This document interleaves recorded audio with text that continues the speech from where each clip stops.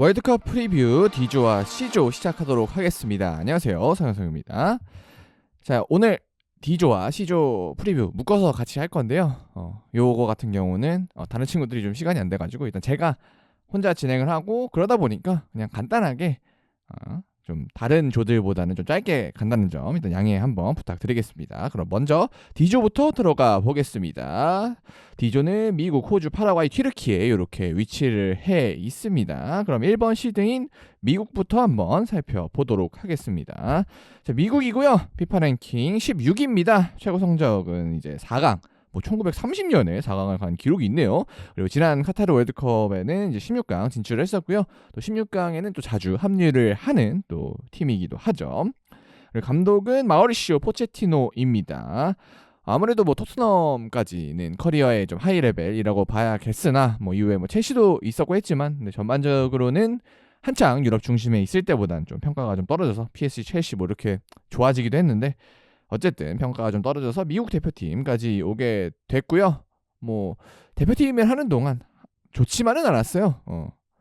선수들과의 약간 갈등 같은 것도 있었고, 그것 때문에 유럽파 선수들 단체로 안 온 적도 있었고 해서 여러 가지 우여곡절도 있긴 했는데, 일단은 유럽파 선수들도 많이 또 이번 대회에는 합류를 했고, 또 최근에 또 경기력 자체는 나쁘지 않아서 일단 또 결과를 통해서 평가를 또 받아야 할 감독이라고 보시면 될 것 같습니다. 또 그리고 제가 기사에서 보니까 연봉도 굉장히 또 월드컵에 진출한 감독 중에서 순위권에 두는 또 감독이니까, 아무래도 전력도 약하지 않고 피파 랭킹도 되게 지금 높지만 이에 걸맞는 또 성적은 거둬야 되지 않을까, 그래야 좀 평가를 더 받을 수 있지 않을까 하는 생각은 드는 것 같습니다. 자, 그래서 명단에서 주요 선수들을 살펴보면은 일단은 캡틴 아메리카라는 별명을 가지고 있는 크리스티안이 아니죠, 필리시치로 넘어가도록 하겠습니다. 일단 필리시치 같은 경우는 한창 진짜 완전 전성기 너무 잘할 때다까지는 아닙니다. 일단 AC 밀란에서 뛰고 있고요. 미국 대표팀에서야 여전히 중심이긴 하지만 한창 때 폼은 아니다, 이렇게 알고 계시면 될 것 같고요. 최근에 이제 세네갈과 평가전을 했었는데 여기서도 또 필리시치가 1골 1어시 기록을 했습니다. 그래서 스타일은 이름을 들어보신 분들이라면 많이 아실 거라고 생각이 들고, 어쨌든 필리시치가 이선에서 또 찬스도 만들고 또 직접 득점까지 또 많이 해줘야 되는 역할이다 보니까 또 미국의 약간 손흥민 선수 같은 역할이라고 보시면 될 것 같습니다. 그리고 다음에 살펴볼 선수가 안토니 로빈슨, 또 플럼에서 활약을 또 하는 선수죠.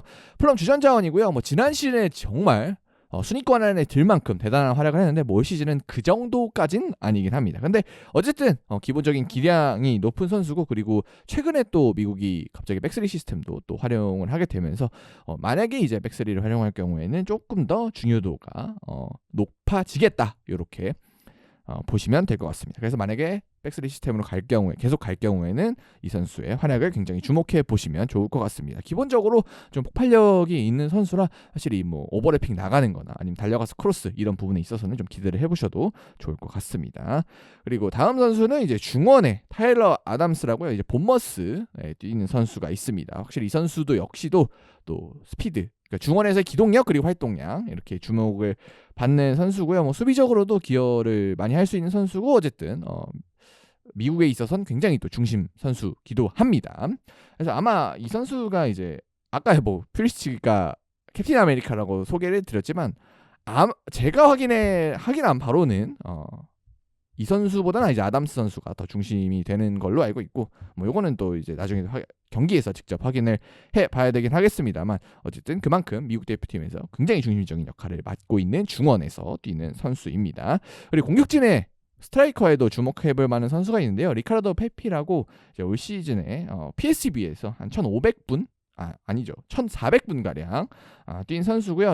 16개의 리그 득점을 기록을 했습니다. 그리고 특히 주목해 볼 만한 건 최근에 리그 5경기, 그러니까 시즌 막바지죠. 그 경기에서 5경기 6골로 시즌을 끝냈기 때문에 지금 그 득점 페이스는 굉장히 좋다. 그리고 친선전에서도 득점을 기록을 했었으니까 또 이 선수의 득점력에 기대를 해봐야 될 미국 대표팀이 되겠습니다. 그리고 다음 선수는 어쨌든 프리시치와 더불어서 체급 자체가 굉장히 높은 선수라고 평가를 받는 웨스턴 맥케니 선수입니다. 유벤투스에서 어쨌든 주전 선수로 이번 시즌 활약을 했고요. 뭐 유벤투스 상황이 아주 좋았던 것은 아니지만 그래도 그 정도의 팀에서 주전급으로 활약하는 선수라는 점이 미국 대표팀 입장에서 굉장히 든든할 것 같습니다. 그리고 윙백도 소화가 가능한 선수이기 때문에 상황에 따라서는 뭐 사이드 쪽에도 활용이 가능하다 이렇게 보시면 되겠습니다. 그리고 뭐 수비 쪽에서는 저희가 짚어드리진 않았는데 뭐 여러 선수들이 또 센터백진에도 있긴 한데 근데 확실히 뭐 다른 포지션보다 센터백진은 언급드릴 선수가 좀 적다 뭐 이렇게는 생각해 주시면 되겠네요. 뭐 그리고 또 익숙한 선수는 이제 세르지오 데스트, 한때 바르셀로나에서도 잠깐 찍먹을 했었던 걸로 기억을 했는데 어제 데스트도 PSV 소속으로 또 활약을 잘 해주고 있습니다. 자, 그래서 선수들까지 좀 살펴봤고, 그래서 종합적으로 보자면은 이제 데스트 그리고 로빈슨 이렇게 포함한 윙백 그리고 아담스가 중심을 잡고 있는 중원 뭐 이렇게 확실히 중원과 그리고 이제 이선 자원까지 해서요. 미드필더진은 좀 괜찮다고 봐야 될 것 같습니다. 뭐 맥케니도 있고요, 확실히. 그리고 언급은 뭐 해드리지 않았지만 브랜든 레너스, 뭐 리즈 소속 선수도 있고, 확실히 여러 가지 선수들이 좀 위치. 그다음에 지오바니 레이나 또 이선 여기도 이선 자원이라고 봐야 되니까 뮌헨글라드바흐 지오바니 레이나까지 해서 확실히 윙백과 그리고 미드필더진은 굉장히 좋다고 봐야 됩니다. 그리고 공격진도 엄청나게 센 건 물론 아니지만 확실히 필리식의 활약에 따라서 괜찮지 않을까? 또 모나코의 발로건 또 이런 선수도 있어가지고 확실히 이런 선수들이 해준다면 페피도 최근에 폼도 좋다고 소개를 해드렸고요. 발로건, 페피, 필리식 이런 선수들이 활약을 좋게 해주면 확실히 뭐 이 선수들이 전성기, 그러니까 제일 잘할 때의 기준으로 하면은 유럽 내에서도 어쨌든 경쟁력을 보였었던 선수들이기 때문에 확실히 고점을 보여줬을 때는 공격진도 확실히 D조죠. D조 내에서는 경쟁력은 있는 것 같습니다. 그리고 역시나 홈팀이기 때문에 홈 경기를 계속 치른다는 점에서 이점도 분명히 있을 거고요. 근데 반면에 이제 조금 고민이 있다면은 퓰리식 반대편에는 고민이 있습니다. 뭐 반대편에 지금 뛸 수 있는 선수가 이제 티모시 웨아 뭐 이런 선수들도 있고 지오바니 레이나 이렇게 있는데 아무래도 퓰리식에 비해서는 그거에 비해서는 무게감이 조금 떨어지지 않나 생각이 들고 티모시 웨아 같은 경우는 한참 좋을 때보다는 확실히 티모시 웨아 같은 경우는 좀 내려갔다라고 보시면 될 것 같고 또 윙백도 가끔 뛰고 뭐 그랬었거든요. 그랬었고 그리고 퓰리식 반대편에 또 뛸 수 있는 레이나 같은 경우도 뭐 퓰리식에 비해서는 체급이 떨어지는 선수니까 과연 좌우 밸런스가 어떻게 잘 맞을 거냐 뭐 이것도 좀 고민을 해봐야 될 미국 대표팀이 되겠고요. 그래서 그리고 이제 아까 언급은 조금 잠깐 드렸었던 것 같은데 백스리 시스템을 지금 차용을 하고 있는데 어떤 선수가 중심이 돼야 되냐, 어떤 선수가 되게 좋다 이렇게 말하기는 좀 어려울 것 같아요. 그래서 뭐 우리도 맥스 시스템 써서 좀 공감이 되는 부분도 있기는 한데 수비진에서 어떤 선수가 활약을 좀 해주냐에 따라서 미국 대표팀의 성적이 많이 갈릴 것 같고, 그러니까 지금 상황에서는 이 선수를 되게 주목하셔야 됩니다. 이 선수 되게 잘할 겁니다. 라고 좀 특징적으로 찝어드리기는 좀 어려울 것 같고, 뭐 물론 이제 백포를 쓸 수도 있고 백스리를 쓸 수도 있는 팀이니까 그 점은 좀 고려를 하셔야 될 것 같고요. 일단 중심이 되는 선수는 이제 뭐 팀림 이제 예전부터 뛰던 뭐 이런 선수들이 있는데 어쨌든 MLS 소속 선수가 센터백진의 중심을 좀 잡고 있으니까 확실히 어떻게 센터백진을 풀어갈지는 확실히 좀 경기 들어가서 좀 우리가 봐야 되지 않을까 싶습니다. 그리고 또 센터백에 이어서 수비가 좀 걱정이 되는 게 이 팀이 골키퍼가 지금 계속 바뀌고 있어요. 그래서 골키퍼가 3명 뽑혀 있는데 크리스 브래디, 그다음에 맷 프리즈 그리고 맷 터너 이렇게 세 선수가 있는데요. 모두 이제 MLS 쪽에서 활용을 하는 선수입니다. 맷 터너 같은 경우는 아스날 쪽에도 있었어가지고 뭐 익숙하신 분들은 뭐 익숙하시지 않을까 하는 생각은 드는데, 근데 주전이 누굴까에 대해서는 조금 다들 궁금해할 것 같아요. 아마 미국 국민들도 궁금해하지 않을까 싶은데 계속 좀 선수들이 바뀌고 있거든요. 골키퍼에서 사실 골키퍼 같은 경우는 그래도 한 두어 명이 거의 정해져 있기 마련인데 뭐 일단은 터너 선수도 지난 세네갈과의 평가전에서 선발로 출전을 했었고요. 그리고 최근 있었던 이제 독일과의 평가전에는 프리즈 선수가 쭉 90분을 소화를 했습니다. 그래서 친선전에 3명의 골키퍼가 고루, 최근 친선전 기준입니다. 고루 좀 시간을 부여받았다고 보면 될 것 같고, 그래서 물론 이제 프리 선수가 독일전이고 그리고 90분을 소화했으니까 이 선수가 나올 것 같다라고 뭐 언뜻 보면 생각할 수 있는데 솔직히 제가 아직 MLS를 다 팔로우하지를 못했고 이 선수들의 현재 기량 자체를 계속 파악하고 있는 상황은 또 아니다 보니까 섣불리 이거 누가 주전이네 라고 말하기는 되게 어려운 것 같아요. 그래서 미국 대표팀 골키퍼 부분 같은 경우는 진짜 1차전 시작하기 전까지 좀 봐야 되지 않을까. 일단은 뭐 쉽게 생각하기에는 터너? 아스날 있었으니까 그래도 유럽 찍먹한 선수니까 좋은 거 아니야? 라고 생각할 수 있는데 확실히 좀 더 골키퍼 부분에 있어서는 변수가 있는 것 같습니다. 그래서 골키퍼까지 살펴봤고요. 그리고 최근 이제 평가전 성적은 세네갈을 상대로 3대2 승리 거뒀고요. 독일을 상대로도 뭐 1대2로 패배를 했습니다. 근데 뭐 미국 대표팀 입장에서는 당연히 이제 뭐 독일 잘하는 팀이니까 좀 석패를 나름 했어서 그래도 뭐 나쁘지 않은 결과 아닌가. 그리고 친선전 상대도 최근 또 개최국답게 좋은 상대들을 또 많이 잡았기 때문에 확실히 친선전을 치르면서 준비를 잘할 수 있는 환경 자체는 만들어 놓지 않았나. 다만 이제 벨기에한테도 이제 2대5로 깨졌고 지난 3월 친선전 같은 경우에 이제 벨기에 포르투갈 이렇게 했었는데 어쨌든 좀 실망스러운 모습이었기 때문에 세네갈전처럼 좀 득점력을 끌어올릴 필요가 있지 않나. 말씀드렸듯이 수비진에 큰 기대를 하기 어려운 팀이긴 하거든요. 골키퍼 자체도 사실 누가 나올지도 모르겠고 그래서 수비보다는 좀 공격력으로 조별리그를 헤쳐가야 되지 않을까 하는 생각은 드는 것 같습니다. 자, 그럼 넘어가서요. 이제 파라과이 다음 팀으로 살펴보겠습니다. 자, 파라과이고요. 피파 랭킹 40위입니다. 최고 성적은 2010년에 8강을 갔던 기록이 있네요.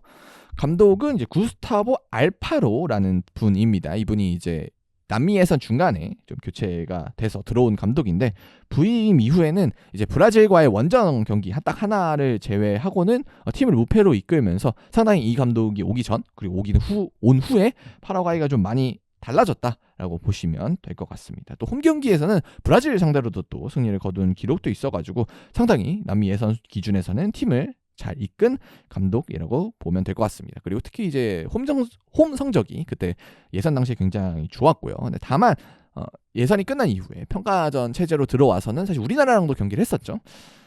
좋지는 않았습니다, 성적들이. 그래서 원정을 갔을 때 어떨 거냐. 물론 이제 파라과이에서 멕시코가 뭐 그렇게 먼 지역은 아니지만 어쨌든 남미 예선 내에서도 홈보다 원정이 안 좋았으니까 이 원정 어쨌든 체제를 치르는 월드컵이기 때문에 원정에서 어떻게 경기력을 잘 보여줄 것인가 이 부분은 좀 고려를 해야 될 것 같습니다. 그래서 명단을 보면은 가장 이제 이름값으로 최근에 유명한 선수는 엔시소 선수가 아닐까 싶은데요. 일단 스트라스부르에서 현재 주전으로 뛰고 있고 그리고 브라이턴 프리미어리그에서도 뛰었던 선수라 뭐 이름을 들어보신 분들은 많을 것 같은데 근데 최근 평가전에서 부상을 당했습니다. 이게 제가 확실히 찾아본 기사는 없어가지고 아직까지는 제가 현재 녹화하는 시점에서는 뭐가 확정이 된 건 아닌데 근데 선수의 부상 당하고 난 날의 반응이나 부상의 정도로 봤을 때는 아마 월드컵을 뛰기는 어렵지 않을까 하는 생각은 듭니다. 그래서 파라과이 입장에서는 좀 중심 선수가 빠진 걸 아마 좀 안타까운 또 일이지 않나 싶은데 어쨌든 주요하게 NC 선수가 있었으나 빠졌다 이렇게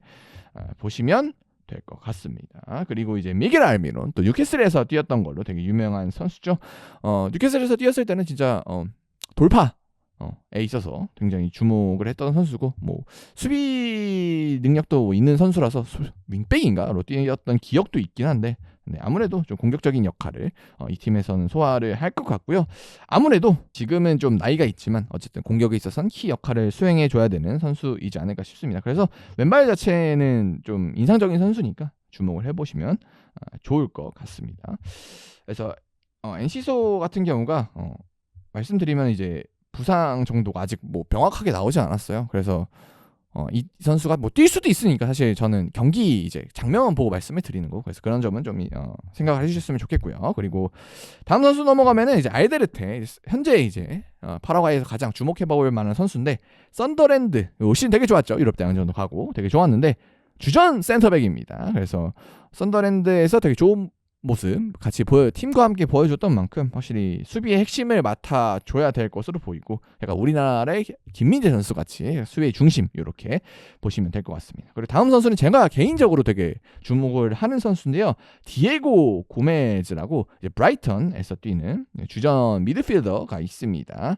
올 시즌 이제 5골을 기록을 했고요. 어쨌든 공수 모두에서 좀 관여를 해줄 수 있는 선수고, 뭐 사실 브라이턴 경기 제가 모든 경기를 챙겨보진 않고 거의 하이라이트 위주나 아니면 이 선수의 추 기록 이런 걸로 살펴봤는데, 어쨌든 뭐 이게 원래는 좀 앞선에 있던 선수라 수비를 잘 못하지 않을까 싶긴 했는데, 어쨌든 이 숫자, 뭐 태클 기록 이런 거 있잖아요. 숫자만으로 보면은 수비도 뭐 나쁘진 않습니다. 어쨌든 준수하다고 볼 수 있겠고, 숫자 자체는 굉장히 괜찮거든요. 그래서 수비도 기대할 수 있지 않을까 하는 생각도 들고요. 일단은 제가 확인했던 장면으로는 전개 쪽에서 되게 주목을 할 만한 선수니까 파라과이 자원에서는 디에고 고메즈 가장 주목하시면 좋을 것 같습니다. 그리고 알미론과 투톱을 이루는 또 이름값이 있는 공격수는 사나브리아 선수가 있는데 현재 크레모네세에서 활약을 하고 있고요.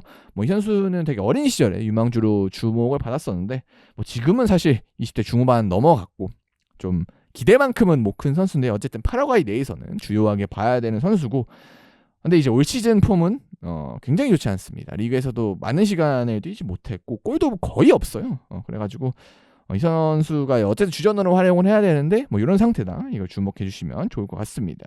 그리고 일단은 기본적으로 파라과이 팀 자체가 빠른 전개를 통해서 좀 역습을 시도하는 팀이기 때문에 사실 이 알미론과 사나브리아 투톱 자원, 그리고 이선 자원들 에신소를 비롯해서 엔시소 아니면 뭐 디에고메즈 이렇게 이선 자원들 활용해서 공격을 좀 해야 되는데, 확실히 이 전환 과정에서는 강점이 있는 팀이니까 딱 공을 탈취했을 때를 이 팀에선 주목해 보시면 좋겠고요. 그리고 특히 이제 그 전기의 중심을 맡아줄 선수 디에고 고메즈가 폼이 좀 좋기 때문에 이 선수를 중심으로 공격 전개를 하고 그다음에 수비 조직력만 받쳐준다면은 일말의 가능성을 기대해 볼 수 있지 않나 하는 생각은 듭니다. 반면 약점으로 넘어가자면요, 아무래도 다른 팀들의 그러니까 주요 팀들에 비해서는 좀 체급이 많이 떨어지는 편입니다. 물론 이제 이제 D조라는 조 편성 자체가 파라과이 입장에서도 되게 좋은 또 조편성을 받았긴 한데, 그럼에도 불구하고 체급이 좋은 편이 전혀 아닙니다. 오히려 가장 체급이 약하다고 봐도 뭐 이상하진 않을 것 같아요.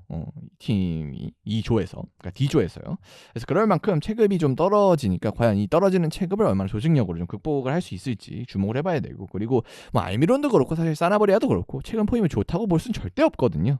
그렇기 때문에 아무래도 공격 찬스가 많진 않을 텐데 그 많지 않은 찬스를 어떻게 좀 살릴 것이냐, 이게 좀 관건이 되겠습니다. 그리고 뭐 수비적으로 어쨌든 중심을 잡고 가는 팀이라고 말씀은 드렸는데, 뭐 그렇다고 수비가 엄청 또 좋지는 않아요. 우리도 상대를 해봤지만 수비가 뭐 엄청 좋은 팀은 또 아니라, 뭐 중원에서의 압박이나 뭐 이런 거는 괜찮지만, 그래서 공수 모두에서 약간 물음표는 있다, 이렇게 보시면 될 것 같고, 근데 다만 평가전들을 통해서 어쨌든 좀 봐야 되는 부분이 있고, 그리고 뭐 이런 팀들이 아무래도 한 경기만 집중을 해도, 한 경기만 잡아내도 또 토너먼트 단계에는 갈 수 있는 팀이니까, 뭐 그런 점에 있어서는 확실히 가능성 자체는 없는 팀은 아니다 까지 보도록 하겠습니다. 그래서 최근 이제 친선전 성적은 그리스 상대로 1대0 승리를 거뒀고요. 모로코 상대로는 2대1로 패배를 했습니다. 뭐 모로코는 사실 전력이 워낙 또 강한 팀이니까 그래도 그리스 상대로 또 이겼다라는 점은 결과 자체는 긍정적이라고 봐야 되는데, 근데 사실 두 경기 모두 엄청 만족스러운 경기는 또 아니라 어떻게 평가해야 될지는 좀 추후에 좀 두고 봐야 되지 않을까 하는 생각은 듭니다. 그래서 뭐 결과로만 친선전을 얘기할 수는 없을 것 같고요. 확실히 본선 들어가서 어떤 모습을 보일지를 이 팀도 살펴봐야 될 것 같습니다. 그래서 결과 예상인데요. 뭐 제가 많이 본 팀은 아니라 쉽사리 예측은 안 되는데, 그래도 이 D조의 다른 팀들을 봤을 때 그래도 가능성이 가장 떨어지는 팀은 파라과이가 아닐까, 내 팀 중에. 그래서 저는 조심스럽게 조별리그 탈락도 예상을 해봅니다. 하지만 또 한 경기 자체는 잡을 수 있고, 뭐 호주나 이런 팀들이랑은 아주 차이가 많이 난다고 보기는 어렵기 때문에 확실히 어떻게 하다가 변수는 만들 수 있지만, 저 개인적으로는 좀 아쉬운 팀이 되지 않을까 하는 생각은 듭니다. 자, 그러면은 다음 팀 호주로 한번 가보겠습니다. 네, 호주는 이제 최고 성적이 16강 팀인 팀이고요. 06년도와 이제 직전 카타르 월드컵에서 또 16강에 정말 극적으로 갔었죠. 그래서 호주도 지난 월드컵에서 좀 주목을 많이 받았었는데요. 감독은 토니 포포비치입니다. 이제 독일 월드컵 당시에 이제 호주 국가대표 좀 출신이고, 그래서 이 감독도 16강 경험이 선수로서 있는 감독입니다. 그래서 호주 쪽에서 여러 팀들을 맡았었고요. 그 경력을 인정받아서 또 국가대표팀에서도 또 계속 지도를 하고 있습니다. 자, 그래서 선수들을 좀 살펴보면요. 일단은 알렉산드로 치르카티라는 선수가 있습니다. 이름에서 알 수 있듯이 이탈리아 출신입니다. 그래서 현재 파르마라는 팀에서 주전으로 활약을 하고 있고요. 03년생으로 상당히 좀 미래가 기대되는 선수입니다.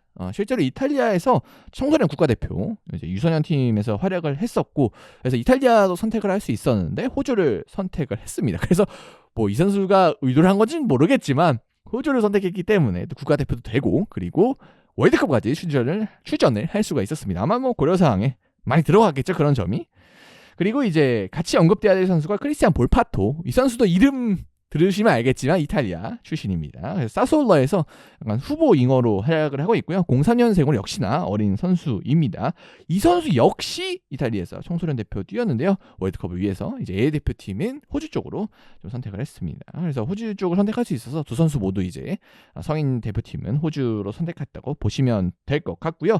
그리고 조던 보스라고 페이노르트에서 또 주전 풀백으로 활약하는 선수도 있고, 그리고 호주에서 이름은 가장 많이 알려져 있는 매튜 라이언, 또 브라이턴에서 프리미어리그에서 활약을 하고 했었던 선수고, 그리고 현재는 레반테에서 활약을 하고 있습니다. 뭐 10년 넘게 정말 오랫동안 호주 대표팀 수문장을 보고 있고요. 뭐 현재도 아마도 별일 없으면 주전 골키퍼로 나설 수 있을 것으로 보고 있고, 키가 좀 작긴 한데 어쨌든 브라이턴에서도 많은 분들이 보셨겠지만 그 외 능력은 좀 괜찮은 선수니까 아마 키적인 약점만 다른 또 키 큰 센터백들이 보완해 준다면은 괜찮은 활약할 수 있는 선수라고 보시면 되고요. 그다음에 잭슨 어바인이라고 이번에 장크트 파울리 분데스리가입니다. 아마 제가 기억하기로는 강등은 당했을 텐데 어쨌든 분데스리가에서 계속 주전으로 활약을 했었고요. 어쨌든 이 선수도 진짜 떡대가 있어요. 키도 크고 그래가지고 피지컬적으로도 강점이 있는 선수를 중원해서 상당히 도움이 많이 될 것 같습니다. 그다음에 네스토리 이란쿤다라고 이제 뮌헨 유스 출신의 윙포워드 선수도 있어요. 어쨌든 스피드가 좀 빠르고 킥력도 있으니까 이 선수도 한번 주목해 보시면 또 좋을 것 같습니다.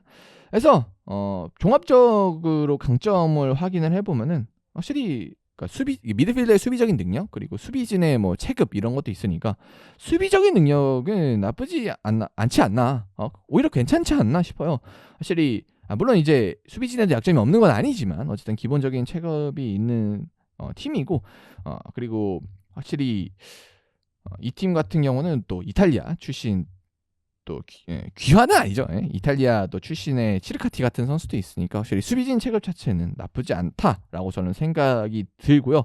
그리고 뭐 수비수들도 키 큰 선수가 많지만 뭐 다른 쪽에서도 키 큰 자원들이 좀 있어가지고 뭐 특히 막 저희가 아시안컵 때 굉장히 많이 언급을 했던 해리수다 이런 선수도 아직 대표팀에 있거든요. 그리고 경기도 나오고 그렇기 때문에 이 선수가 또 2m 넘어요. 그래서 큰 선수들이 좀 배치가 돼 있기 때문에 또 최근에 많이 주목을 받고 있는 세트피스 쪽에서는 강점을 드러낼 수 있지 않을까 하는 생각은 드는 것 같습니다.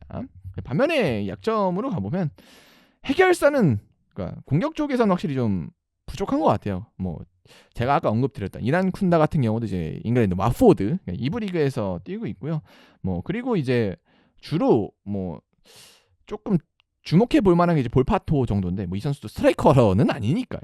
그래서 확실히 해결사, 공격수가 누가 좀 해줘야 되나, 요런 점은 좀 물음표가 있는 팀이라고 볼 수가 있겠습니다. 그리고 수비진도 아까 되게 제가 체급은 있다라고 말씀은 드렸는데 아무래도 스피드 부분에 있어서는 다른 좋은 팀들보다는 좀 뒤떨어지지 않을까 해서 굉장히 전술적인 선택을 잘 해야 수비진도 강력해질 것 같습니다.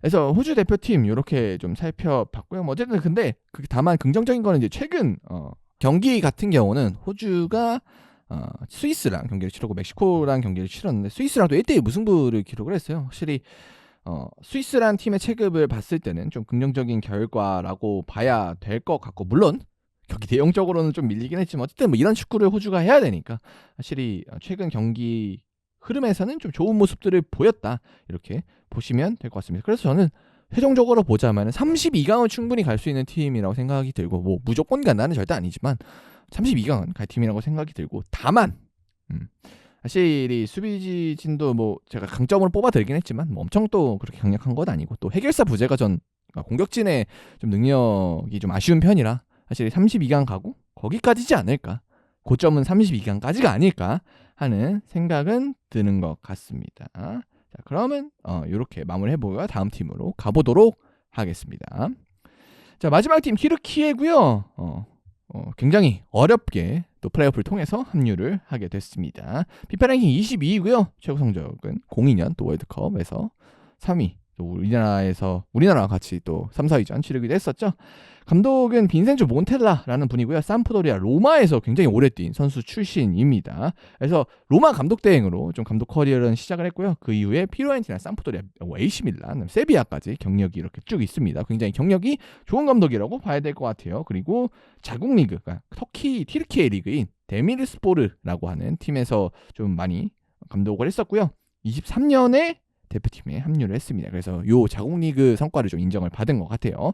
그래서 유럽 경험이 많은 튀르키예인 감독, 이렇게 생각하시면 좋을 것 같고요. 그래서 유럽 경험도 있고, 그리고 튀르키예 리그를 통해서 튀르키예 팀 자체에 대한 또 인식도는 좀 굉장히 높고, 그리고 어쨌든 23년부터니까 유럽 월드컵을 쭉 준비한 감독이니까 어쨌든 이 팀적인 완성도는 좀 있지 않을까 하는 기대는 있는 것 같습니다.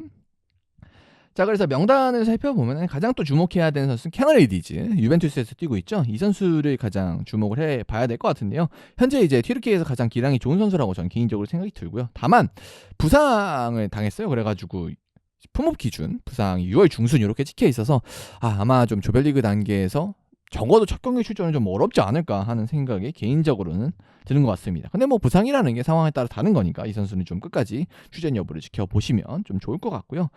그리고 이제 다른 또 일디지가 없는 상황에서 가장 중심이 되는 선수가 아르다 퀼러. 올 시즌 유럽 축구 보신 분들이라면 되게 이름을 많이 들어본 선수일 텐데요. 리그에서는 2,000분 정도 소화를 했고요. 사실 이전보다는 한 단계 좀 도약했다고 보시면 될 것 같습니다. 당연히 뭐 한때 중심으로 쓸 때도 있었고, 알론소 시절에 좋은 모습만 보여준 건 아니지만 아쉬운 모습도 분명히 있었지만, 확실히 어린 선수고, 그리고 어느 정도 성장을 이뤘고 능력이 장점이 분명한 선수이기 때문에 사실 튀르키예에서는 에이스로 활약을 하고 있고, 굉장히 기대해볼 만한, 또 평가전에서도 제가 한 경기 봤는데 되게 좋더라고요. 그래서 기대해보셔도 퀼러 좋지 않을까 생각이 들고요. 그리고 잔 우준이라고 또 이선 자원이 있습니다. 프랑크푸르트 소속 선수인데요. 올 시즌 리그에서 1164분 소화를 했습니다. 뭐 많은 시간은 아니지만 사실 나이치고는 굉장히 많이 뛴 선수라고 볼 수 있겠고, 05년생입니다. 그래서 8골 4어시 이번 시즌에 기록을 했을 테니까 되게 준수한 활약 펼쳐졌다고 봐야 될 것 같고요. 그리고 이선 자원이고, 그리고 키가 186이더라고요, 찾아보니까. 그래서 뭐 약간 이디즈 느낌의 프로필을 가진 선수인데, 뭐 그리고 스탯도 그렇고 이디즈 느낌이 좀 나는데, 과연 뭐 사실 제가 풀 경기를 프랑크푸르트 쪽은 많이 챙겨보지 못하다 보니까 어떤 선수다라고 명확히 말씀드리기는 좀 어려울 것 같은데, 개인적으로 이 프로필만 봤을 때는 되게 기대가 되는 것 같고요. 그리고 이제 리그 막판에 되게 폼이 좋았고, 그리고 그다음에 최근 친선전에서도 이제 북마케도니아 평가전에서 1골 1어시 기록을 했었습니다. 그래서 이 선수도 물론 이제 선발로 안 나올 수도 있긴 한데 주목해 보시면 좋을 것 같고요. 그리고 이제 왼쪽에 일마즈, 갈라타사라이 선수에서 뛰던 이 선수도 주목해 보시면 좋을 것 같은데요. 올 시즌 튀르키예 리그에서 8골 11어시 기록하면서 좋은 활약 보여줬고요. 그리고 특히 이제 챔스에서 또 이 팀이 16강까지 갔었기 때문에 굉장히 보신 분들이 많을 것이라고 생각이 듭니다. 그래서 왼쪽 측면에서 할 수 있는 건 다 해줄 수 있는 선수니까 확실히 주전으로 나와서 큰 도움을 줘야 되는 또 선수기도 합니다.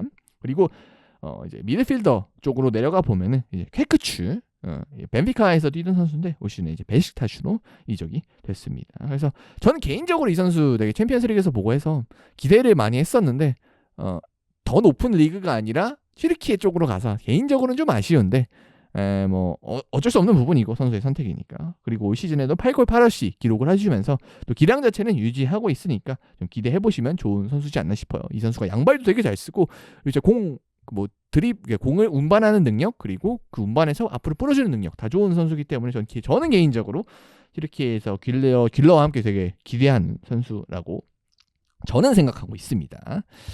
그리고 이제 역시 튀르키예 하면 이름값은 가장 높은 또 차라놀루 안 꼽을 수가 없는데 올 시즌은 부상이 잠부상도 좀 있고 해서 많은 경기 뛰지 못했어요. 그런데도 불구하고 사실 리그에서 9골 4어시니까 되게 나올 때는 잘했다라고 보셔도 될 것 같고요. 튀르키예에서는 되게 중심적인 선수고 또 인테르도 우승까지 했으니까 리그에서 최근 흐름은 괜찮다고 봐야 될 것 같습니다. 근데 다만 부상 좀 여파가 있어가지고 신선전 그러니까 2경기 치렀는데 다 많은 시간을 소화하지 못했어요. 되게 한 10여 분 정도 2경기.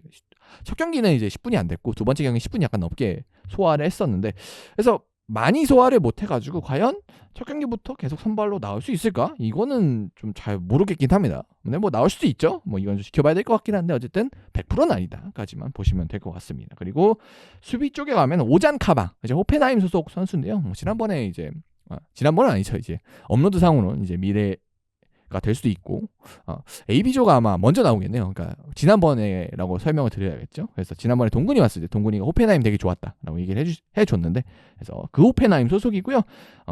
튀르키예에서는 가장 체급이 높은 센터백이라고 보셔도 될 것 같습니다. 그리고 제키 셀릭이라고 로마 쪽에서 주전 윙백으로 또 활약을 하는 선수도 있으니까 뭐 이 선수도 좀 주목해 보면 좋을 것 같습니다. 그래서 강점은 확실히 이선이랑 중원 쪽에 좋은 그러니까 선수들이 많아요. 그래서 공 전개 능력은 굉장히 뛰어난 선수고 찬스 메이킹에 있어서는 걱정을 안 해도 되지 않을까. 그리고 사실 일리즈가 부상인 건 좀 아쉽긴 한데 사실 일마즈도 있고 아크티르콜로도 있고 그리고 뭐 아까 제가 언급드렸던 뭐 길레르나 뭐 이런 짠 우준 이런 선수들도 공백을 메워줄 수는 있으니까 일디지 없다고 망했다. 까지는 아니다. 물론 당연히 영향이 있겠죠. 엄청 잘하는 선수니까. 근데 망했다까지는 아니다. 이렇게 보시면 될 것 같습니다. 반면 이제 약점을 꼽아 보자면은 뭐 케크치, 길레르, 차라놀루 이렇게 찬스 메이킹이 굉장히 능한 선수들이 많아요. 공도 굉장히 잘 다르고 하지만 수비적으로 해줄 선수가 분명히 들어가야 되기 때문에 중원 조합을 어떻게 짤 거냐. 사실 이 세 선수를 모두 선발로 놓는 게 가능은 합니다만 사실 어렵긴 하거든요. 이 조합을 살리기가. 그래서 감독이 어떤 선수를 어떻게 써서 또 수비적인 뭐 밸런스도 뭐 외지잔 이런 선수를 이용해서 어떻게 맞출지 뭐 이런 것을 주목을 해보시면 좋을 것 같고요.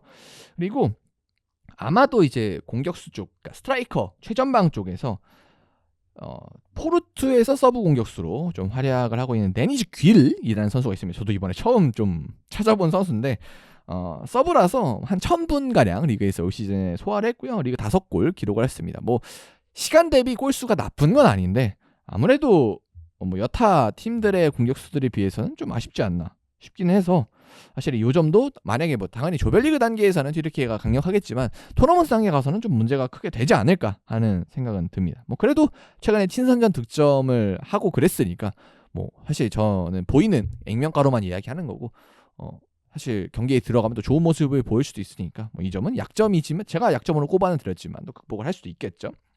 그리고 왼쪽에 비해서는 좀 오른쪽이 아쉽습니다. 뭐 사실 기본적인 포지션을 보자면 뭐 일디즈도 오른쪽보다는 왼쪽이고 측면에서 뛰자면 중앙에서 뛸 수도 있지만 오른쪽보다는 왼쪽이고 그리고 일마지도 왼쪽이고 그리고 아크티르코글루라는 또 윙어도 있는데 이 선수도 사실 기본 포지션은 왼쪽이라고 봐야 되고요. 그래서 오른쪽에 나온 선수들은 좀 아쉽다라고 생각이 들고 최근 기준으로 말씀을 드리는 겁니다. 그래서 저는 그냥 아크티르코글루를 좀 오른쪽으로 써보면 어떨까 뭐 하는 생각도 드는데 뭐 이거는 좀 공격진이 감독의 좀 선택에 맡겨봐야 될 것 같고요. 좀 고민은 좀 확실히 있지 않을까 하는 생각은 듭니다. 뭐 최근에는 뭐 잔 카흐베지 뭐 이런 선수도 나오고 했는데 사실 저는 잘 모르겠어서 그다음에 사실 영상에서 잘 보이지는 않고 그래서 아마 좀 써보면 어떨까 하는 생각을 그냥 해봤습니다.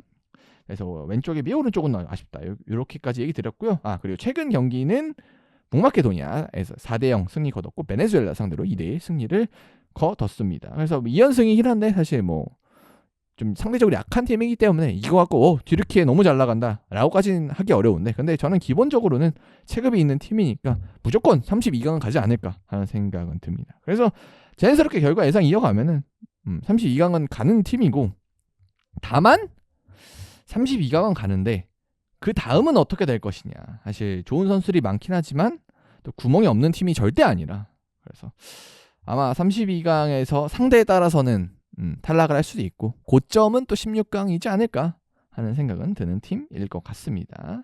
자, 그렇게 튀르키예까지 살펴봤으니까 D조 모두 살펴봤고 이제 C조로 한번 넘어가 보도록 하겠습니다.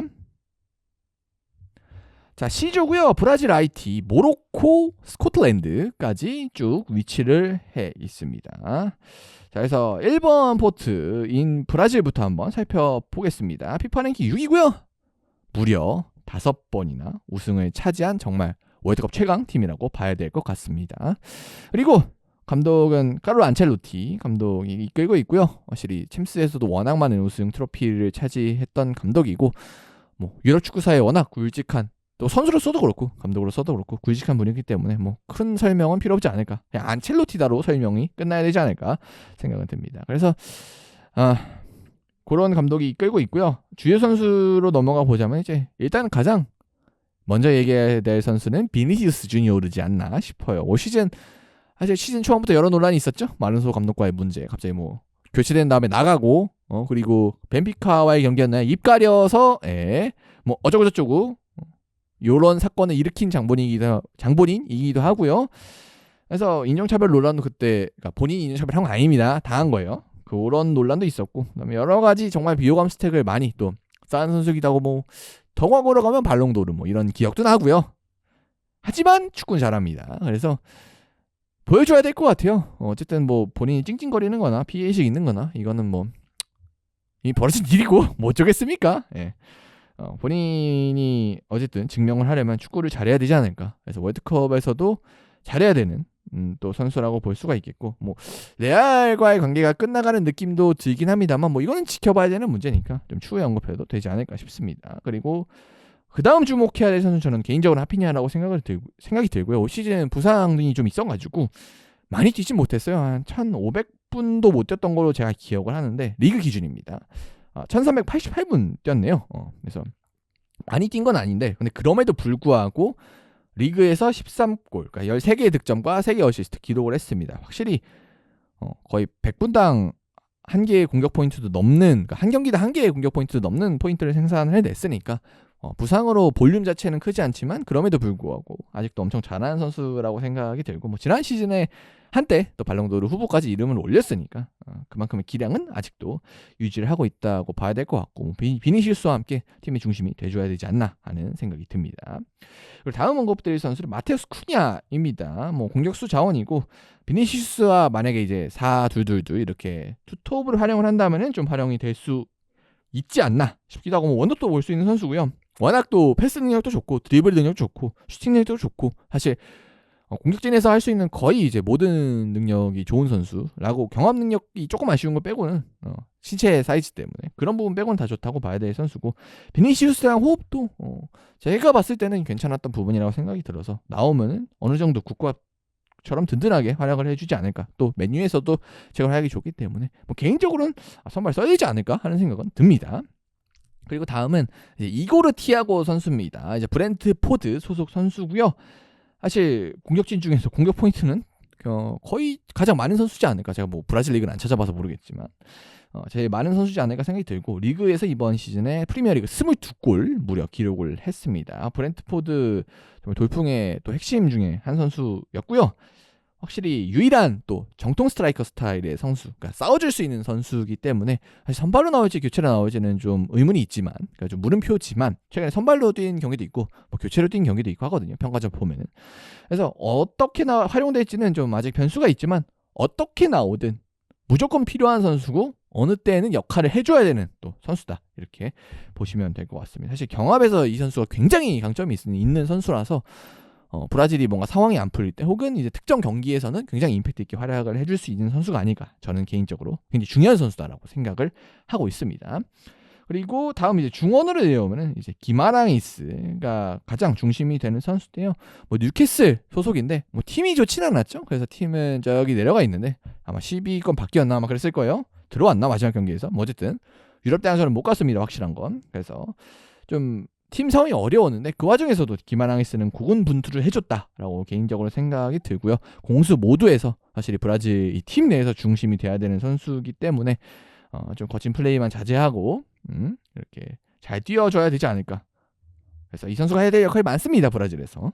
그리고 그 옆에 있는 이제 카세미르도 있고요. 카세미르가 사실 브라질 대표팀에서는 원래 활약이 되게 좋았었고, 그리고 맨체스터 유나이티드 팀에서도 정말 가지 말라는 얘기가 나올 정도로 굉장히 폼이 올라왔기 때문에 사실 기바랑이스 카세미르 하면은 좀 아쉽지 않나 라는 생각이 한 작년까지만 해도 들었었는데, 지금 놓고 보면은 괜찮지 않나. 물론 최고 수준이다, 월드컵 우승할 수 있을 정도다 라고까지 얘기는 못하겠지만 그래도 어느 정도 모습은 국밥처럼 보여주지 않을까 이 두 선수가 하는 생각이 들고요. 그리고 수비진으로 시선을 옮겨보면은 마갈량이스 그리고 마르키니오스가 있습니다. 저는 이 두 선수를 묶어서 보고 싶은 게 사실 너무 잘하는 선수들이죠. 마르키니오스가 좀 이제 나이가 있긴 하지만 사실 파리 생제르맹에서 주전하고 있는 선수고 챔스 우승팀인데, 그리고 마갈량이스는 사실 올 시즌 프리미어리그 거의 최고 센터백이라고 기량만 놓고 보면 봐도 될 정도로 굉장히 좋은 모습 올 시즌 또 보여줬고, 세트피스 능력까지 있으니까, 세트피스 득점 능력까지 있으니까 진짜 기량은 좋은 두 선수다라고 봐야 되는데, 근데 챔스 결승에서 각자 다 아픈 기억이 있습니다. 일단 마르키니오스 같은 경우는 이제 첫 실점에 빌미가 되는 좀 실책을 저지르기도 했었고요. 그리고 마갈량이스 같은 경우는 그 마지막 5번 키커로 나서서 하늘로 공을 날려 보냈었기 때문에 그 부분에서 얼마나 좀 회복이 됐을까. 또 친선전은 이제 두 경기 다 이제 마갈량이스 안 뛰었더라고요. 그래서 사실 제가 열심히 좀 찾아보려 그랬는데 조금 시간이 부족해가지고 뭐 부상이 있는지 아니면 그냥 멘탈 케어 차원에서 결정을 했는지는 잘 모르겠습니다만 확실히 영향이 없지 않을 거예요. 엄청난 일이고 아직도 눈만 감으면 생각이 날 수도 있는데, 그래서 이런 챔스 결승에서 마지막 키커로 나서 실축한 마갈량이스가 얼마나 멘탈을 잡을 수 있을지. 물론 이제 브레메르나 다른 좋은 선수도 있긴 하지만 그냥 기본적으로는 마갈량이스, 마르키니오스가 가야 되지 않나 하는 생각은 들어서. 근데 또 사실 이 조합이 직전 친선 경기에서는 좀 가동이 안 돼서 과연 수비진의 어떤 모습이 있을지 이거는 나중에 약점 부분에 가서 더 얘기를 좀 해보도록 하고요. 그리고 이제 더 내려가서 골키퍼로 가면은 알리송. 사실 이번 시즌 리버풀 팬분들은 알리송한테 아주 아쉬운 점이 많을 겁니다. 일단 경기를 많이 못 나왔어요, 기대보다. 나올 땐 참 잘하는 선수인데 올 시즌도 부상 이슈가 있었는데요. 일단은 지금은 회복을 했고, 그리고 솔직히 나오면 무조건 잘하는 선수이기 때문에 저는 개인적으로는 부상이 없다고 가정을 할 때는 걱정할 필요 없는 선수지 않나라고는 생각이 듭니다. 그리고 마지막으로 네이마르가 대표팀에 합류를 했습니다. 직전에 부상을 당해가지고 조별리그 1차전인가 는 결장이 확정이 됐다고 알고 있는데, 그래서 근데 건강하다 하더라도 과연 주전으로 썼을까, 갑자기 합류한 이 선수가. 사실 지금까지는 대표팀에 합류가 됐던 선수는 아니거든요, 준비 과정에서는. 그래서 물론 이제 당연히 네이마르 좋긴 하지만 얼마나 영향력을 줄지는 잘 모르겠습니다. 자, 그래서 강점으로 넘어가 보면 역시 브라질답게 공격진에 좋은 선수는 많습니다. 비니시우스, 아니면 사실 주앙 페드로도 있었는데 안 뽑혔고, 하피냐, 쿠냐, 이고르, 티아고, 그다음에 말씀 못 드렸지만 엔드릭 이런 선수도 있고요. 사실 네이마르도 고점만 보면 좋은 선수니까. 그래서 능력이 있는 선수는 확실히 많다. 그래서 이런 선수들을 어떻게 버무리느냐. 그러니까 이 선수들의 기량의 총합은 높으니까 과연 이 연산식을 어떻게 전술적 선택과 선수 배치를 통해서 낼 수 있느냐가 좀 브라질 대표팀의 핵심이 될 것 같고, 그리고 중원도 저는 좋은 것 같아요. 이 두 선수 딱 카세미르와 기마랑이스, 이 두 선수 진짜 지금 기량 기준으로만 놓고 보면은 좋지 않나 싶고, 다만 이제 후보로 가면은 좀 아쉬운 부분도 있긴 하지만 또 최근에 이제 맨체스터 유나이티드로 합류를 할 것 같은 이제 에데르송 또 이제 대체 발탁이 됐어요, 웨슬리 선수 부상으로. 그래서 이 선수까지 있으니까 아마 파케타도 있고, 그래서 중원 자체는 좀 나쁘지 않지 않나. 물론 이제 수비적으로 어떻게 활용할 미드필더가 좀 적지 않냐, 파비뉴 이제 아쉽지 않냐, 이런 생각을 할 수 있어도 어쨌든 주전은 카세미르, 기마랑이스로 갈 거니까 주전만 놓고 보면 중원도 좋지 않나 하는 생각이 듭니다. 그리고 알리송이 확실히 저는 건강하기만 하면 정말 월드컵 최고 키퍼도 될 수 있다고 분명 생각하거든요. 그래서 알리송의 존재도 도움이 될 것 같고, 그리고 이건 너무 가능성이 적은 얘기지만 만약에 네이마르가 건강하게 회복을 하고, 그리고 만약에 한 토너먼트 단계에서라도 교체로라도 활용이 될 수 있다면 정말 누구도 예상하지 않았던 회강 반조가 나올 가능성도 있지 않을까. 사실 뭐 어쨌든 고점은 끝이 없는 선수잖아요, 네이마르가. 그래서 혹시나 토너먼트 단계 시간이 지나면은 혹시나 이 선수가 변수를 만들 수 있지 않을까 하는 걸 강점으로도 꼽아봤고요. 사실 못해도 다른 선수 쓰면 되잖아요.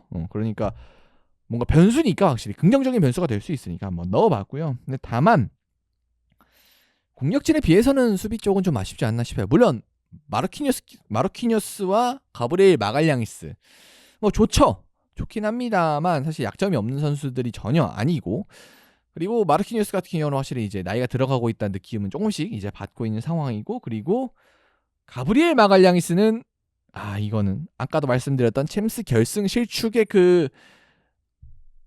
이 안 좋은 흐름을 언제 끊어내느냐, 확실히 그냥 본인이 잊고 플레이에 집중할 수 있냐, 이게 좀 변수가 될 것 같아서 굳이 좀 약점에 한번 수비진을 넣어봤고요. 그리고 풀백도 좀 아쉽습니다. 그래서 수비진은 전체적으로 강점보단 약점에 가까울 것 같고요. 그리고 웨슬리 선수가 이집트와의 친선 경기에서 부상을 당하게 되면서 에델송의 발탁이 대체 발탁됐는데요. 근데 이제 휴가 떠났던 선수라서 그 다음에 이적 준비도 하고 아마 그랬을 거예요. 몸이 얼마나 됐을까? 갑자기 와서 바로 경기 뛸 상태를 얼마나 빨리 만들 수 있을까? 물론 이제 개인에 따라서 준비를 하고 있었을 수도 있겠습니다만, 저는 개인적으로는 바로 좋은 활약을 보여주긴 현 상태에서 쉽지 않지 않을까 하는 생각은 가지고 있습니다. 자, 그래서 이렇게까지 강약점 뽑아봤고요. 최근 이제 평가전 같은 경우 파나마 6대2 대승했고 이집트 2대1로 승리를 거뒀습니다. 그래서 확실히 득점력은 좋지만 수비진에서 실점은 하는 팀이다, 뭐 이렇게 생각해 주셔야 될 것 같고요. 다만 이제 최근 요 두 경기 기준으로는 마갈량이스 마르키뉴스 조합이 아직 가동이 안 되겠다라는 점은 좀 고려를 해야 될 것 같습니다. 그래서 결과는 저는 뭐 당연히 조별리그는 통과 안 하면 안 되고요. 무조건 1위 통과를 해야 되는 팀이고, 그래서 16강까지는 이제 다이렉트로 갈 것 같은데 16강에서 강한 팀을 만나면 어려울 것 같고, 사실 본인들보다 체급적으로 떨어지는 팀을 만나도 확신할 수 없지 않을까 해서, 그 다음에 저는 뭐 우승권 스쿼드라고는 전혀 생각을 하지 않기 때문에 일단 최소한 16강은 갈 것 같고, 어쨌든 다만 16강을 뚫기 어려울 수도 있지 않을까. 그 다음에 고점은 한 8강 정도지 않을까. 4강 이상을 가면 굉장히 안첼로티 감독이 좋은 평가를 받아야 된다라고 저는 생각을 하고 있습니다. 그래서 살펴봤고요. 다음 팀으로 가보도록 하겠습니다. 다음 팀 모로코고요. 피파 랭킹 무려 8위입니다. 최고 성적은 지난 또 대회 카타르 대회에서 기록했던 4강 신화입니다. 감독은 모하메드 와흐비입니다. 그래서 원래는 지난 네이션스컵까지는 월드컵 4강을 이끌었던 와리드 레그라귀라는 감독이 계속 감독을 하고 있었는데요. 그 후임으로 올해 3월에 선임이 됐습니다. U20 월드컵, 그러니까 지난해에 펼쳐졌던 U20 월드컵에서 모로코를 이끌고 이제 우승을 했던 감독이고요. 확실히 이제 연령별 대표팀을 연령별 대표팀을 지도를 했던 감독이기 때문에 뭐 대표팀에서 활동을 하는 게 익숙한 감독은 아닐까 하는 생각은 듭니다. 그리고 레그라기 감독이 이제 네이션스컵 결승, 사실 뒤늦게 세네갈 쪽이 몰수패가 되면서 뒤늦게 좀 우승컵을 인정을 받긴 했는데 뭐 그 경기엔 졌으니까, 그래서 홈에서 펼쳐졌던 모로코에서 펼쳐졌던 경기이기도 하고, 그래서 그 영향으로 좀 이 레그라기 감독이 사임을 하고 새로운 감독 와흐비 감독이 왔는데 3월이면 한 3개월 되거든요. 3개월 동안 얼마나 준비를 할 수 있었을지 아마 본인의 색깔을 보여주긴 좀 어렵지 않을까 하는 생각은 들어서 이 감독 교체 이슈가 여기는 플러스는 전혀 아니지 않을까 하는 생각은 저는 드는 것 같아요. 자, 그래서 주요 선수 살펴보면은 일단 골키퍼부터 보면 야신 부누. 그래서 이 부누 선수가 지난 월드컵에서 굉장히 주목을 많이 받았었고, 뭐 에밀리아노 마르티네스가 최고 골키퍼 그 야신상 수상하긴 했지만 확실히 부누도 굉장히 그 뒤이어 잘했던 키퍼고, 그리고 그 이후에 이제 원래 세비앙 어쨌든 라리가에서 뛰다가 사우디로 떠났어요. 사우디로 떠났고 그다음에 꽤 오랜 시간 아직까지도 활약을 하고 있습니다. 하지만 가끔 올라오는 하이라이트 아시아 챔피언스 리그 보면 잘해요. 아직도 잘하기 때문에 사실 부누는 이 모로코에서 최고의 강점으로 아마 꼽아야 되는 선수가 아닐까 생각이 들고, 그리고 아슈라프 하키미로 풀백, 사실 최정상급이죠. 세계 최정상급이라고 봐도 전혀 문제가 없을 것 같고요. 최근에 좀 부상을 당했어가지고 챔스 경기가 부상 복귀전이었는데 되게 잘해줬어요. 그래서 아마 90분을 소화하지 못할 수도 있지 않을까 하는 생각을 제가 했었는데, 아마 제가 기억하기로는 연장까지 다 뛰었던 것 같은데, 어쨌든 그 경기에서 선발로 정말 좋은 활약 보여줬던 만큼 아마 월드컵 단계에서는 좀 걱정하지 않아도 되지 않을까, 그냥 우리가 알던 하키미의 그 모습이지 않을까 하는 생각은 드는 것 같습니다. 그리고 그런 모습을 보여주면 전혀 걱정할 필요가 없는 선수기도 하고요. 그리고 다음 살펴볼 선수가 이제 이스마일 사이바리 선수입니다. 이제 PSV 소속이고요.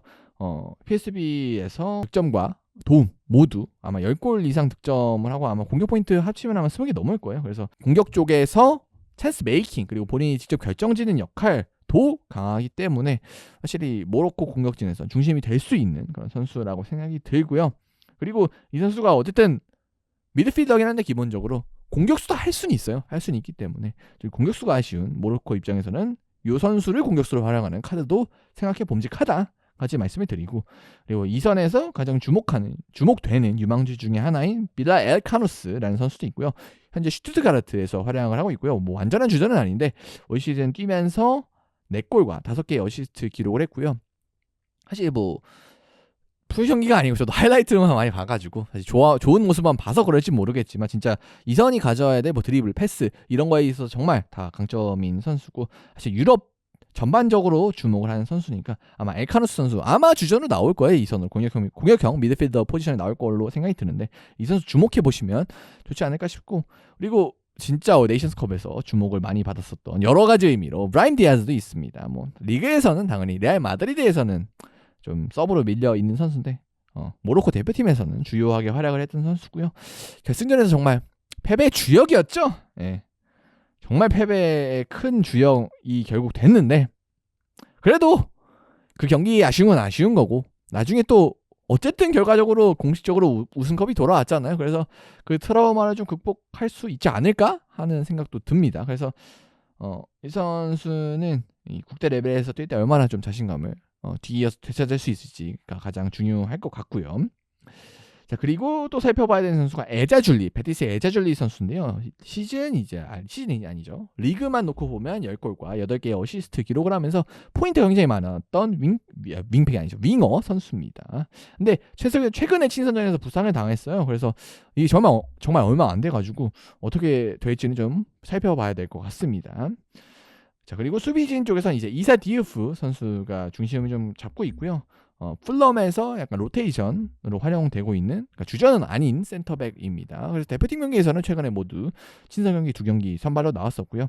부상에서 이제 복귀할 것으로 보이는 아게르드와 함께 수비진의 중심을 좀 잡아줘야 되는 선수가 아닐까 생각은 듭니다. 그래서 강점은 정말 이 주요 선수를 제가 참 많이 언급을 드렸는데, 그만큼 체급이 좋아요. 진짜 체급이 좋아요. 그래서 세네갈과 함께 이 아프리카 대륙에서 가장 체급이 좋은 팀이지 않나 생각이 들고, 솔직히 공격수 부분 빼고는 거의 모든 포지션에서 유럽에서 경쟁력이 있는 선수들이 어쨌든 들어가 있기 때문에 정말 고점을 이번 대회에서도 높게 뽑을 수도 있는 그런 선수들이라고 생각은 듭니다. 그리고 카타르 월드컵 이후에 치른 5경기된다. 56경기에서 단 3패에 그치고 있습니다. 그리고 현재까지 27경기 무패 기록 중입니다. 일단 그 결승전 패배 없습니다. 예, 그거 아니에요. 예, 그게 또 취소됐기 때문에 그건 아니고. 자, 그래서 그렇게 기록이 되고 있고, 그리고 특히 이제 좋은 선수들 가운데도 이선에 굉장히 좋은 자원들이 많기 때문에 브라임 디아즈, 엘카누슈, 사이바리, 그다음에 에자줄리까지 다 이선 자원이거든요. 그래서 사실 이선에 정말 화려하게 공격 전개를 하는 모습들을 볼 수 있지 않을까 하는 생각이 듭니다. 그리고 지난 대회 기준, 그리고 최근에 경기 대회 기준으로 보면은 수비도 굉장히 빡빡하게 잘하는 팀이기 때문에 수비를 기본적으로 탄탄하게 하는 상태에서 이선 자원들한테 볼만 잘 전달이 된다면은 확실히 좋은 경기를 언제나 펼칠 수 있는 팀이지 않을까 하는 생각이 듭니다. 그리고 중원 자원에도 일단은 소피앙 암라마트 이런, 그다음에 아이나위 이렇게 있거든요. 유럽 내에서 어쨌든 이름이 있는 선수들이 있으니까 기대는 해볼 수도 있지 않을까 하는 생각은 듭니다. 자, 그리고 약점으로 이제 가보면은 일단 공격수 부분을 뽑아야 될 것 같은데, 일단 이번 대회는 NSC가 발탁이 되지 않았습니다. 지난 월드컵 기준으로 놓고 보면은 공격의 핵심이었던 선수인데요. 이번엔 좀 발탁이 안 됐어요. 그래서 뭐 감독의 이제 평가에 따르면은 기술적인 축구가 필요해서 NSC를 뽑지 않았다라고 이제 말을 했는데 과연 어떨지. 그래서 이제 그 대체자로 뽑았던 선수들이 올림피아코스의 주전 이제 포워드인 엘카비 그리고 알 아인에서 사우디 팀입니다. 주전으로 활약하고 있는 라히미 등이 있습니다. 당연히 NSC가 뭐 엄청나게 뛰어난 선수는 또 아니에요. 약점도 분명한 선수고 하지만 26명인데 뽑을 만은 하지 않았을까? 언제가 필요할 수도 있는데 라는 생각은 드는데 뭐 이거는 감독이 감당할 내용이고 그리고 그러다 보니까 아무래도 이 두 선수가 다른 포지션에 비해서는 아무래도 상대적 변방에서 활약하는 선수들이라 뭐 그러다면 뭐 엄청 잘하진 또 않아요. 그 리그 최고 수준까진 또 아니기 때문에 공격수 부분은 확실히 의문이 있습니다. 자, 그리고 최근에 평가전 마다가스카르와 노르웨이와 치웠는데요. 마다가스카르는 4대0 승리, 노르웨이와는 1대1 무승부 기록을 했습니다. 확실히 뭐 그다음에 그 전으로 가보면 파라과이 상대로도 2대1 승리를 거뒀고 에콰도르 상대로 1대1 무승부 이렇게 있는데 체급이 있는 팀이고 확실히 기본적인 기량을 유지하고 있는 팀입니다. 뭐 노르웨이도 3포트긴 하지만 확실히 돌풍의 팀으로 많은 분들이 꼽고 있는 만큼 뭐 노르웨이의 무승부 그리고 뭐 파라과이나 마다가스카르 같은 한 수 아래 팀을 깔끔하게 잡고 뭐 에콰도르도 사실 수비가 너무 세기 때문에 1대1 무승부가 나쁜 성적이라고 보긴 좀 어려울 것 같아요. 그래서 최근 기량도 유지되고 있고 뭐 그리고 감독이 바뀐 게 당연히 저는 마이너스라고 개인적으로는 생각을 하는데 그래서 결과 예상으로 자연스럽게 가보면은 뭐 조별리그 통과는 당연히 하는 거고 16강 8강까지도 대진에 따라서는 갈 수 있는 팀이지 않나 하는 생각은 듭니다. 저점은 32강인 것 같고 고점은 8강이지 않을까 하는 생각을 저는 개인적으로 가지고 있습니다. 그래서 다음 팀으로 가보도록 하죠. 그래서 3번 포트가 아마도 스코틀랜드가 아마 될 것 같은데요. 그래서 스코틀랜드부터 볼게요. 스코틀랜드가 아이팀인가? 뭐 잠깐 지금 헷갈리는데 어쨌든 랭킹 더 높으니까 스코틀랜드부터 보겠습니다. 스코틀랜드고요. 피파 랭킹 43위입니다. 그래서 최고 성적은 조별리그만 9번 기록을 했었고요. 토너먼트 단계에 간 적은 없습니다. 감독은 스티브 클라크고요. 19년부터 팀을 이끌고 있습니다. 그래서 지난 유로에서도 보여줬지만 스코틀랜드를 이끌고 22년 만에 유로 본선 그리고 28년 만에 월드컵 본선 진출을 이끈 감독이기 때문에 당연히 아직 경기를 치르지 않았지만 지금 이 시점 진출한 것만으로도 이 감독에겐 정말 큰 성과라고 보시면 될 것 같습니다. 그래서 주요한 선수를 살펴보면 일단 최근에 토트넘으로 이적 확정이 됐던 앤디 로버트슨은 있습니다. 그래서 뭐 당연히 전성기 기량은 아닌데 그래도 스코틀랜드에서는 중요한 선수라고 생각이 되고요.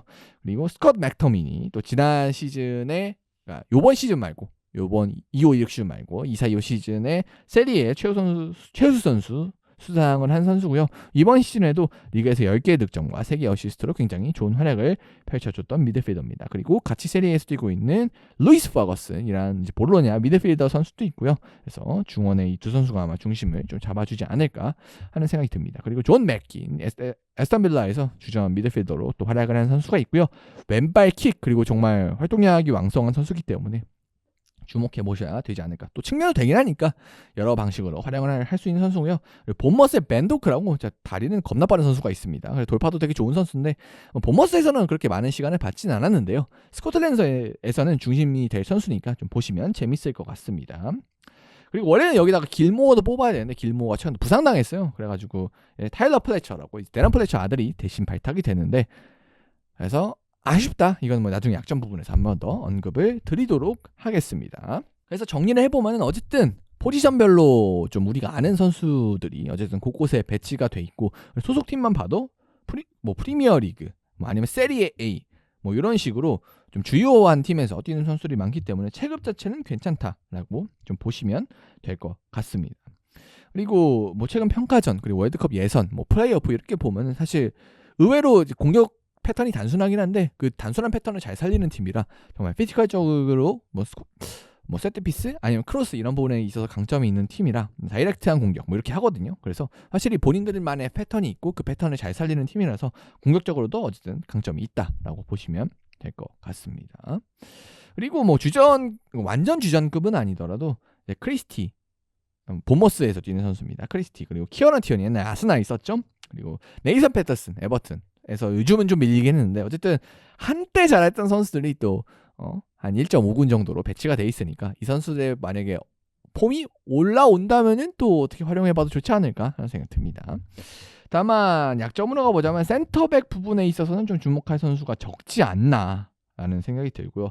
정말 제가 아는 선수가 진짜 이 선수 이렇게 아는 선수는 없어요, 센터백진에서는. 그래가지고 좀 불안하지 않을까 하는 생각은 개인적으로 좀 가지고 있습니다. 그리고 미드필더 좋은 점은 많은데 약간 박스 투 박스, 아니 조금 이제 공격에 좀 더 특화된, 뭐 수비가 안 되는 건 아니지만 그래도 공격적으로 좀 나가야 되는 선수들이 많아가지고, 뭐 퍼거슨도 그렇고 사실 맥토미니 말할 거 없고 맥긴도 그렇고 사실 뭐 크리스티도 그렇고, 그러니까 공격적으로 좀 더 가야 되는 선수, 그러니까 뒤에 누가 받쳐놓을 사람을 남겨놓고 그리고 이제 앞에 가야 되는 사람들이 많은데, 그런 부분에 있어서 스타일상으로는 미드필더 조합이 좀 에러가 날 수도 있다라는 생각이 들고요. 그리고 그나마 이제 그거를 중심을 잡아줄 가능성이 있는 선수가 길모어였는데 길모어가 또 빠졌으니까 미드필더진의 수비와 공격 이 배분을 어떻게 할 것인가, 아니면 뭐 아예 그냥 중원 선수들 많이 때려 박을 것인가, 뭐 이런 점들 감독이 좀 고민이 될 것 같습니다. 그리고 공격진이 저는 가장 아쉬운 팀이라고 보는데요. 뭐 수비진도 아쉽지만 공격진도 좀 아쉬운데, 그러니까 공격진 최전방 얘기하는 겁니다. 샤클랜드, 뭐 체아담스, 뭐 이런 친구들이 나옵니다. 샤클랜드는 스코틀랜드에서 되게 오랫동안 좋은 득점 기록을 이어오고 있는 스트라이커인데, 솔직히 체급이 이 월드컵에서 얼마나 통할까는 잘 모르겠고요. 체아담스는 토리노에서 뛰고 있는데요.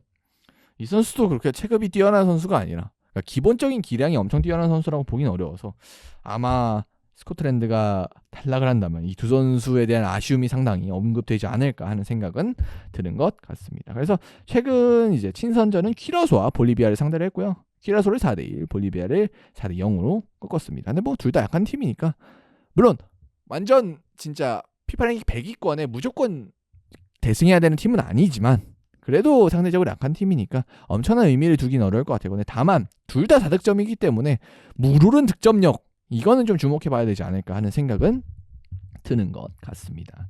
그래서 여기는 저는 고점 32강의 팀이 아닐까. 사실 같은 조에 IT라는 팀이 있기 때문에 이 팀은 뭐 잡아낼 수 있거든요. 그래서 아마 이 두 팀의 IT와 스코틀랜드의 경기가 가장 좀 3위를 차지하기 위해서 붙이는 경기가 되지 않을까 싶기도 하고, 근데 다만 뭐 저 위에 있는 브라질, 모로코 이런 팀들에게는 좀 어려운 팀이 아닌가 하는 생각이 듭니다.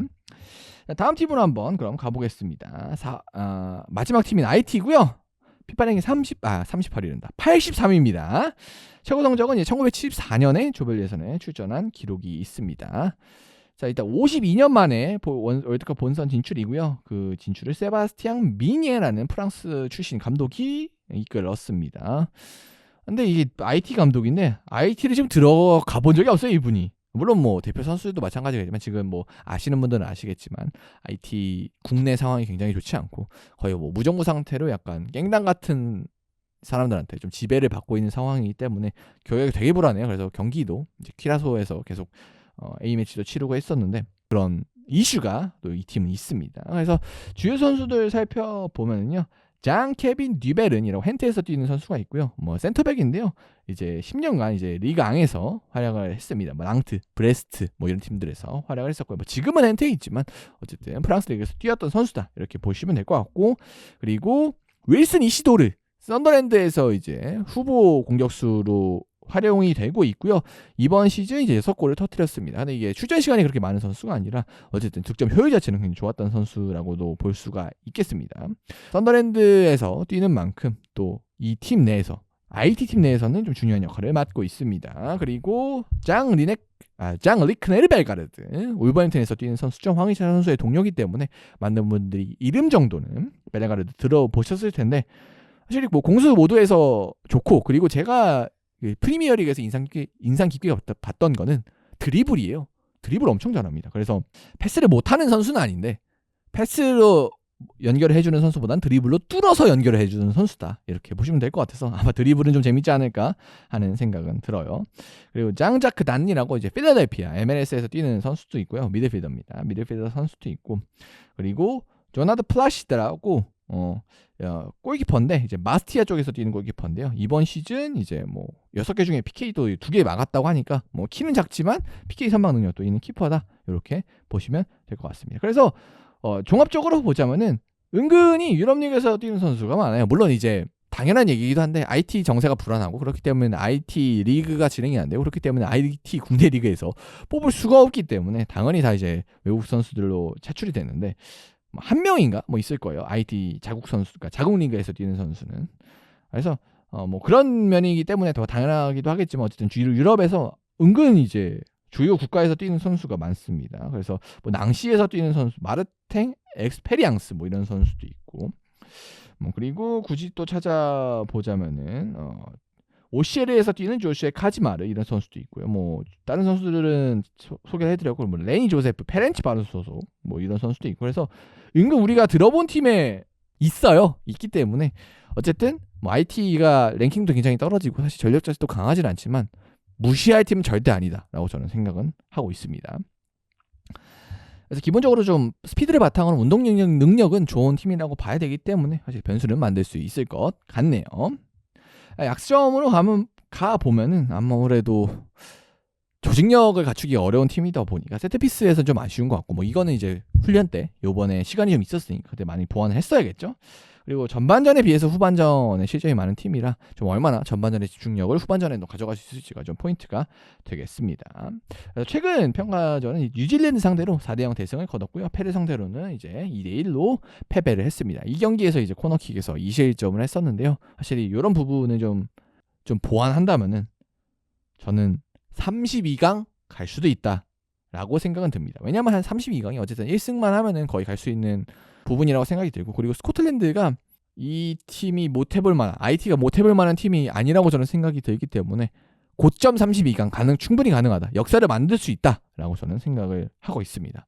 다만 뭐 가능성이 큰 얘기는 또 아니긴 하겠죠. 그래서 정배는 조별리그 탈락이나 32강을 갈 가능성은 분명히 있는 팀이다, 이렇게까지 정리를 해드리겠습니다. 그래서 CD조까지 맞춰봤고요. 저희가 아무래도 좀 업로드 일정 때문에 이제 전에 진짜 미리 좀 촬영을 해놨었는데 뒤에 조들, 그러니까 ABCD, EF, GH 뭐 이쪽은 좀 늦게 올라갈 것 같은데, 어쨌든 저희가 열심히 좀 준비해서 프리뷰도 그래도 상대적으로 긴 시간 저희가 준비를 했다고 생각을 하니까 앞으로도 월드컵도 저희와 함께 많이 즐겨주시고요.